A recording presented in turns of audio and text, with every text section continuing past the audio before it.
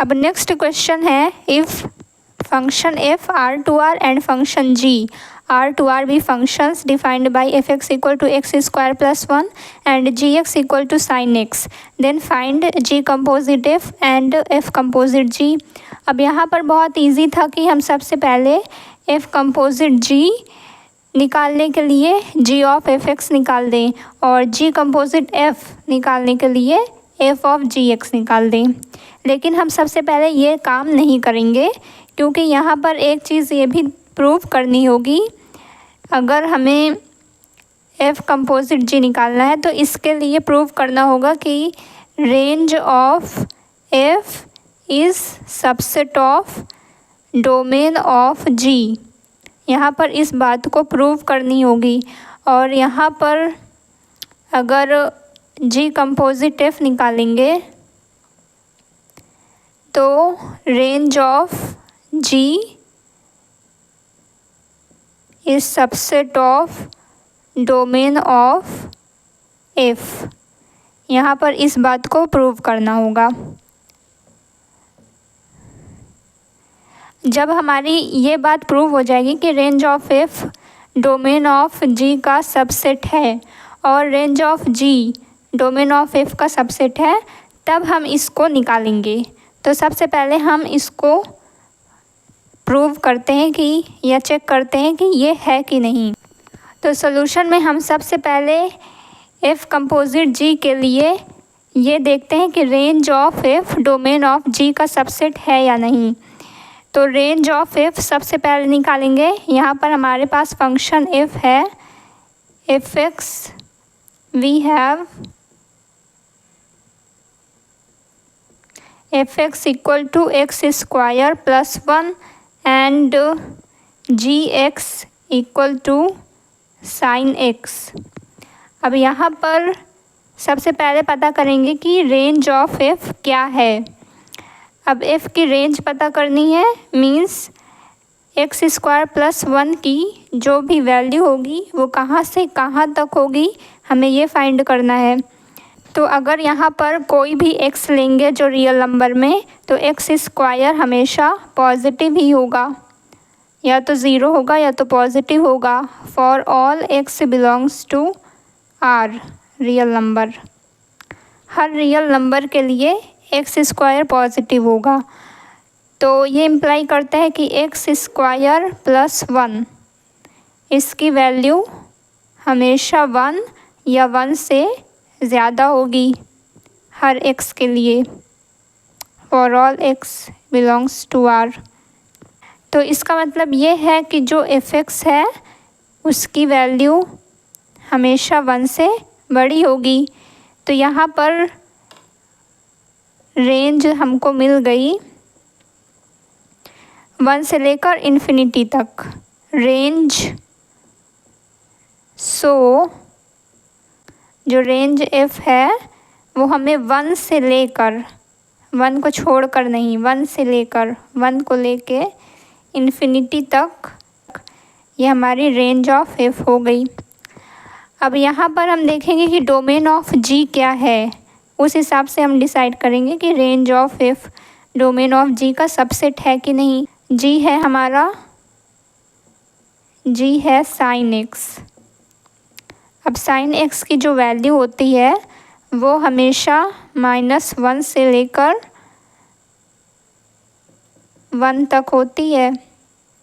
Okay, sign x की value हमेशा -1 से 1 तक होती है, कोई भी रियल नंबर हमारा अगर x में है तो। For all x belongs to r। यहाँ पर जो डोमेन है वो तो r है, ठीक, g का डोमेन तो r है, लेकिन यहाँ पर रेंज निकाल लेते हैं। रेंज ऑफ g, जो g की रेंज है वो -1 से 1 तक हुई, ये रेंज ऑफ g है। जो डोमेन ऑफ g है वो तो r ही है, रियल नंबर ही है। तो जो रेंज ऑफ f है वो तो रियल नंबर का सबसेट हुआ ही। Okay, range of f real number का सबसेट हो गया। जो रेंज ऑफ जी है -1 से 1 तक, अगर फंक्शन एफ की डोमेन देखें तो वो भी रियल नंबर है। तो range of ji is subset of domain of f. और डोमेन एफ की डोमेन क्या है? एफ की डोमेन आर ही है, रियल नंबर। तो यहाँ से ये बात प्रूव हो रही है कि range of F is subset of domain of G, that is equal to R. और range of ji is subset of domain of F, वो भी आर है। तो अब यहाँ से जब ये प्रूव हो गया तब हम बहुत आसानी से इस बात को, ये एफ कंपोजिट जी और जी कंपोजिट एफ को निकाल लेंगे। लेकिन उसको निकालने से पहले ये प्रूव करना ज़रूरी है कि range of F domain of G का सबसेट होगा और range of G domain of F का सबसेट होगा। तो जो range of F subset of domain of G है, ये होगा फॉर एफ कंपोजिट जी, ये एफ कंपोजिट जी के लिए होगा। और range of g subset of domain of f, ये होगा g composite f, g composite f के लिए होगा ये चीज़। अब इतना हो गया। अब यहाँ से बहुत आसानी से हम एफ कंपोजिट जी और जी कंपोजिट एफ को निकाल लेंगे। तो यहाँ पे ही निकाल देते हैं जी ऑफ एफ एक्स। अब एफ एक्स की वैल्यू यहाँ रख देते हैं एक्स स्क्वायर प्लस 1। अब जी के अंदर एक्स स्क्वायर प्लस 1 जब हमने रखा तो इसका मतलब ये है कि sine of x square plus 1, ये होगी वैल्यू। और जी कंपोजिट एफ जब निकालेंगे ऑफ एक्स तो इसका मतलब हुआ कि f of ji x, f of ji x की क्या वैल्यू है? साइन एक्स, तो यहाँ लिख दिए साइन एक्स। अब एफ के अंदर साइन एक्स रखे हैं तो ये हो गया साइन स्क्वायर एक्स प्लस 1। अब यहाँ से हम बहुत आसानी से ऑब्ज़र्व कर रहे हैं कि f composite g is not equal to g composite f. यहाँ से ये बात भी शो हो रही है कि एफ कंपोजिट जी कंपोजिट एफ के इक्वल नहीं होता, means composition of functions is not commutative. यहाँ से ये बात भी प्रूव हो गई। तो ये हमारा क्वेश्चन कंप्लीट होता है इस तरह से। नेक्स्ट क्वेश्चन है, let function f R to R be defined by f x equal to 3x minus 7, show that f is invertible and hence find f inverse. यहाँ पर शो करना है कि ये जो दिया हुआ फंक्शन है f x equal to 3x minus 7, ये इन्वर्टिबल है। और अगर इन्वर्टिबल है तो ये भी फाइंड करना है कि एफ इनवर्स क्या है। तो अगर कोई भी फंक्शन इन्वर्टिबल है इसका मतलब कि वो बाइजेक्टिव भी होगा। जो हमने एक इम्पॉर्टेंट पॉइंट नोट किया था, F is invertible if and only if F is bijective. अगर एफ को इन्वर्टिबल प्रूव करना है तो एफ को अगर बाइजेक्टिव प्रूव कर दें तो ये प्रूव हो जाएगा, क्योंकि दोनों एक ही बात है, इक्विवेलेंट है। तो हम सबसे पहले एफ को बाइजेक्टिव प्रूव करते हैं।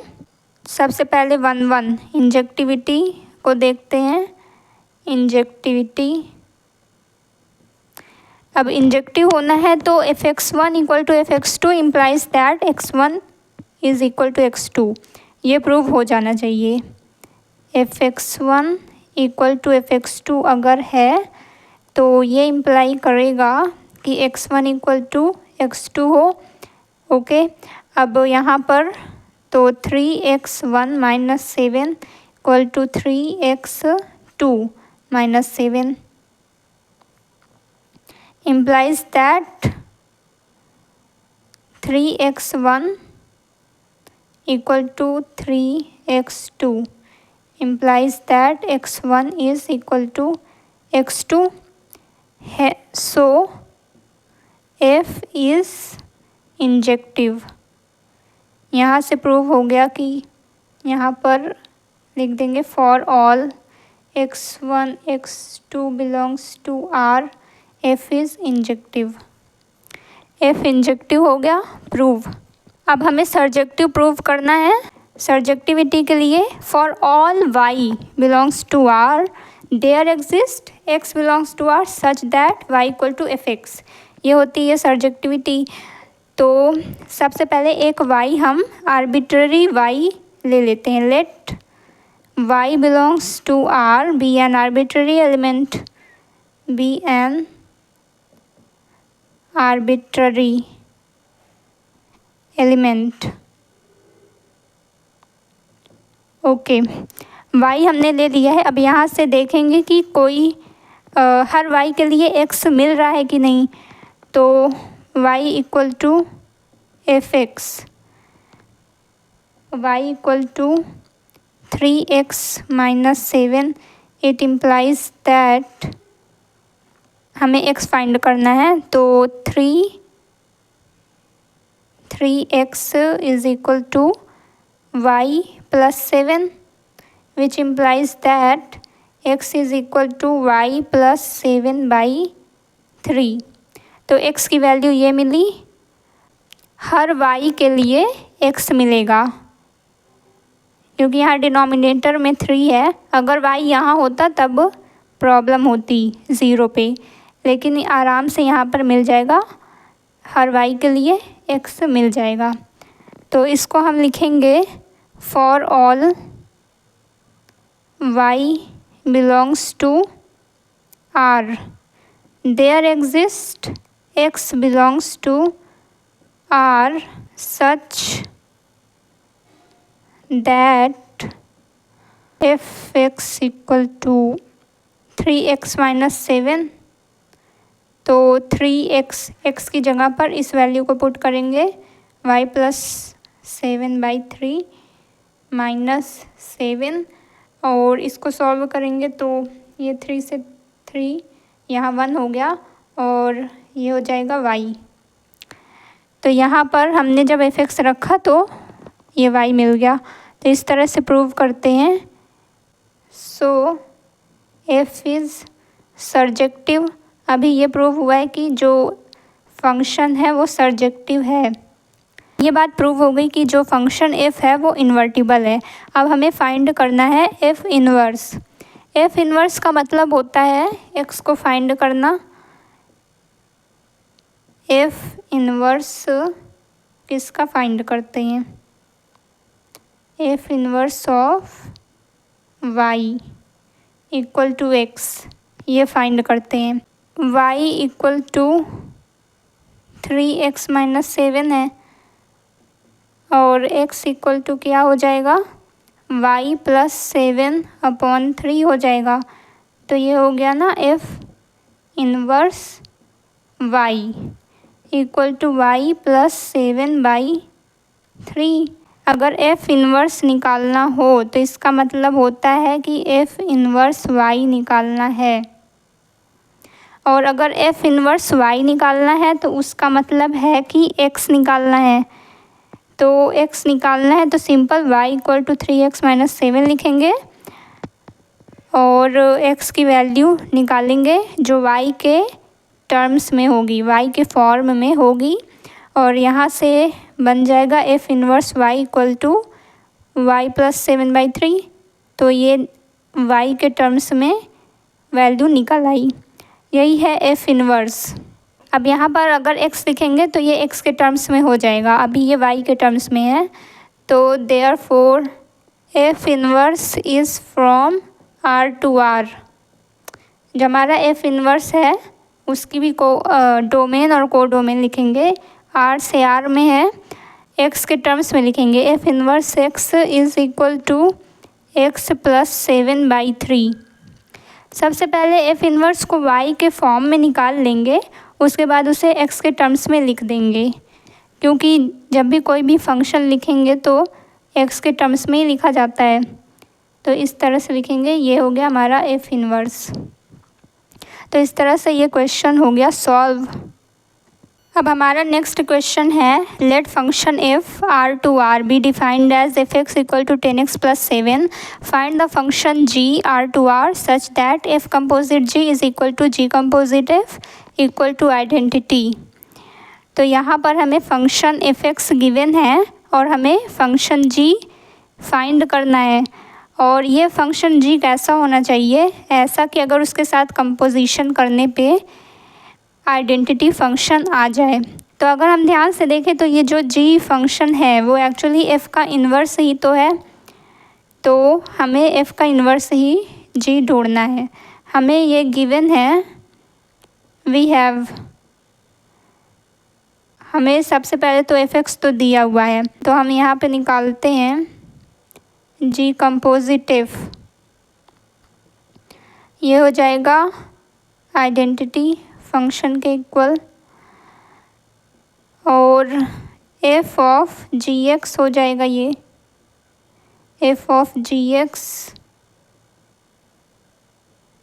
For all x belongs to R 10 X की जगह पर G X 10 G X plus 7 is equal to identity function. Identity function का मतलब हुआ कि अगर आई में एक्स को डालेंगे तो वो एक्स ही आएगा. यहाँ पर एक्स ही लिखना चाहिए, x for all x belongs to R. Identity function है ये, इसमें एक्स को डालेंगे तो एक्स ही आएगा.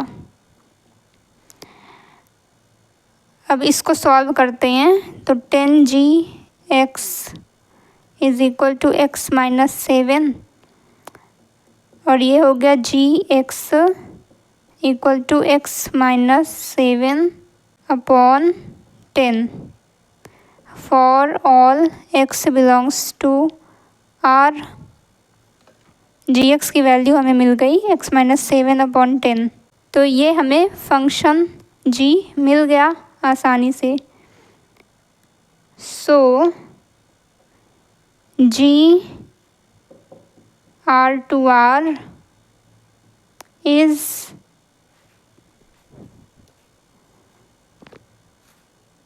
जी X equal to X minus 7 upon 10 for all x belongs to are.